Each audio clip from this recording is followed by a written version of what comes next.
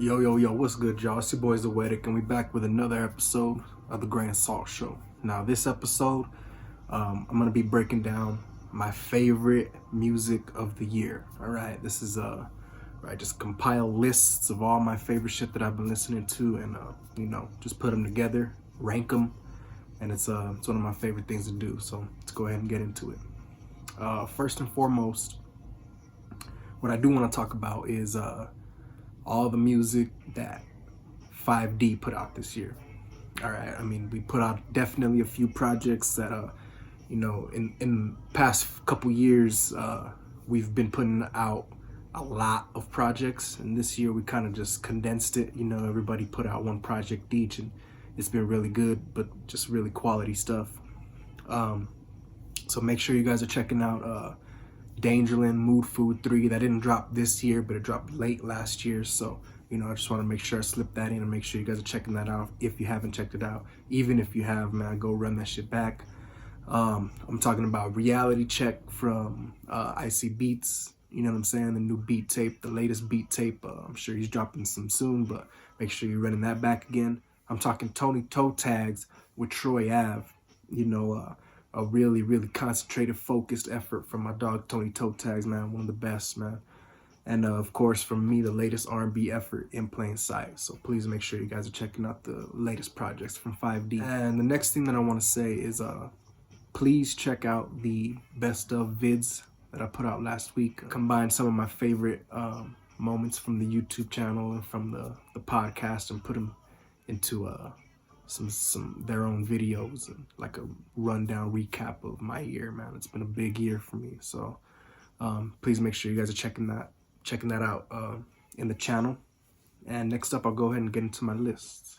All right, the first list that I want to give you guys, I broke it down into 4 different lists. So the first one I want to give you guys is I put together a list of instrumental projects / producer projects, right? I mean, you have a lot of producers nowadays who are putting together their own projects, whether they're instrumental or whether they have other vocalists and, people who play instruments playing on the albums. Put together a pretty good list of 10 projects that I think represents it pretty nicely. So let's start off with the Alchemist, man. He's dropped about 4 or 5 projects this year that have just been really great, and he's just been consistent for, I guess the past 20-25 years, so he kind of speaks for himself at this point. Number 9, Flying Lotus with Yasuke.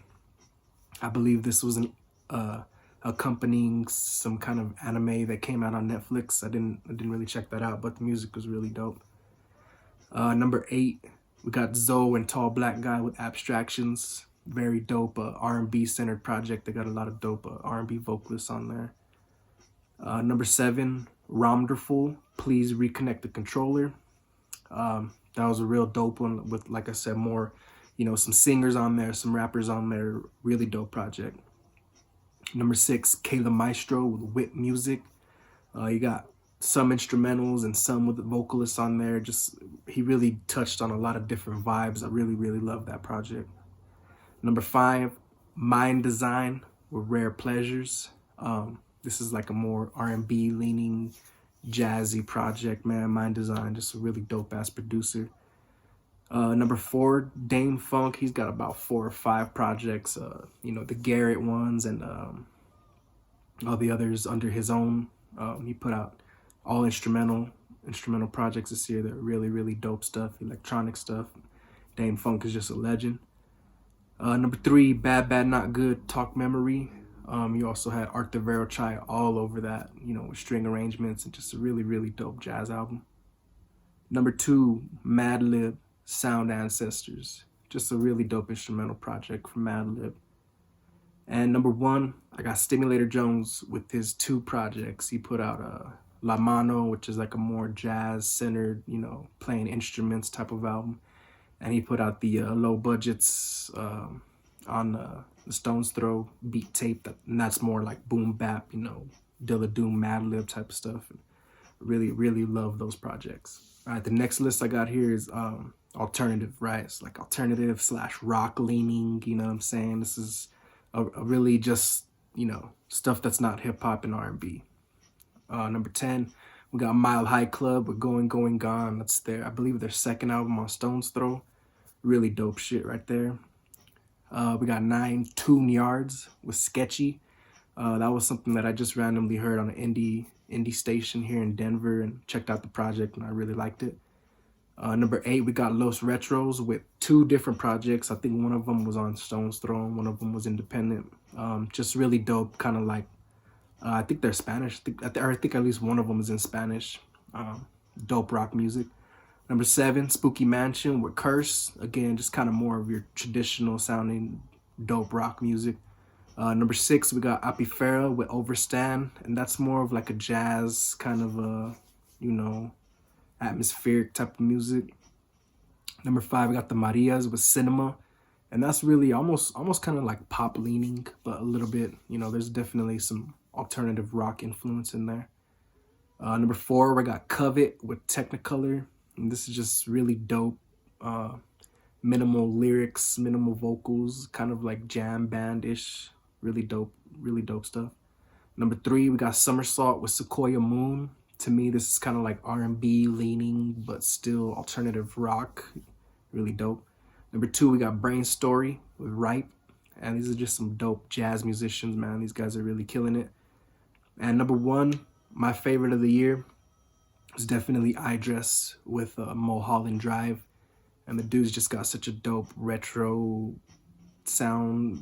It's kind of like lo-fi, but he can switch it up and do like some trap auto-tune stuff. I just really love what he's doing, man, and he's really holding it down for the alternative lane, I think. All right, next up, I'm gonna give you my top 15 for rap music. There's a lot of great projects that came out this year. This was a really difficult list to put together, but check it out. Number 15, we got Lloyd Banks, Course of the Inevitable, legacy artist coming through. Number 14, we got AZ, Do or Die 2, which is kind of more of the same. 13, Conway, La Máquina. I really like how Conway's kind of stepping out of the regular Griselda type sound. Really dope project. Number 12, we got Isaiah Rashad, The House is Burning. A really dope addition to Isaiah's pretty dope catalog. Number 11, Joel Ortiz, Sincerely Yours. Just more of his mellow music run. That's really dope. Number 10, very surprising for me, Peter Rosenberg with Real Late. This is a really dope compilation of what I think is some of the best underground rappers in the game right now. Number 9, I got West Side Gun with both A and B sides of Hitler Wears Hermes 8. Just more Griselda West Side Gun shit. Number 8, I have Ransom with his, I think he dropped 3 or 4 projects this year, but my personal favorite was 7 Deadly Sins, but he's just been on a really crazy run past few years, definitely. Number 7, I got Wiki with Half God. I believe Navy Blue produced the whole album, and just really quintessential New York music, I believe. Number 6, we got Pink Sifu with Gumbo. Pink Sifu, somebody who really just pushes the lines and pushes the boundaries of rap music, but also honoring traditional stuff. I really love it. Number 5, we got J. Cole with The Off Season, and to me, some of his best rapping in a long time. Number 4, we got Makami with Pray for Haiti, executive produced by West Side Gun. Kind of like Makami's return to Griselda. Just a dope all-around project.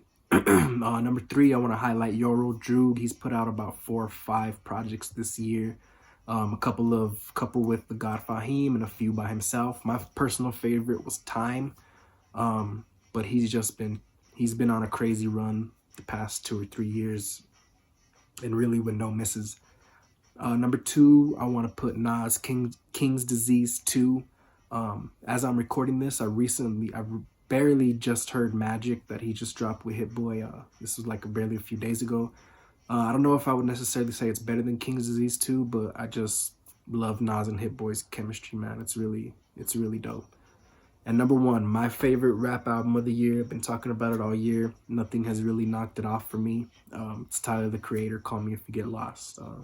And for me, this is just a full realization of everything that Tyler can do, but also an evolution of his rapping, because Kind of like how I mentioned with Cole, this is a level of rapping that we haven't heard from Tyler in a long time, and I just really, really love the whole put together the project. It's just fucking amazing. So that's my top for Rap 1521. Okay, and for the last list, this was the list that was the most difficult to put together, but this is the R&B list. I had to go with another top 15 because there's just been so much great music that dropped this year. So let's go ahead and get into it. Number 15, I'm rolling with Silk Sonic. Although it wasn't as, I was expecting to put this album way higher on the list, but it's ending up at number 15 because, it's just what it is. Number 14, I got Jay Diggs with Jams. This guy is kind of really on the under the radar. He's not really, popping like that, but he put together a really dope project of 80s sounding jams that are just dope. Number 13, Duran Jones and the Indication with Private Space. This is kind of more of an evolution of their vintage retro sound. They were kind of doing more of, late 60s, early 70s stuff, and this is more like mid 70s, early 80s, kind of funk, a little bit of hip hop. It's really dope. Number 12, I got Malia with Unpolished. Now, this is a girl that I got put onto when I went to go see Jameson's concert, maybe about a couple months ago, and went back and heard her project, and I was just blown away. It's really dope. Number 11, I have Jasmine Sullivan with Hotels. I really like how this project was able to, this dropped in January, and it's been in the conversation the entire year. Jasmine Sullivan, the best album to me. Number 10, I got Mac Ayers with Magic 8 Ball. This is just more Mac Ayers really hasn't missed so far in his career, man. This is just kind of more of the same. Ace Hashimoto, Play Make Believe. Now, this is kind of under the radar. I believe he used to go by the name of Brandon Deshay.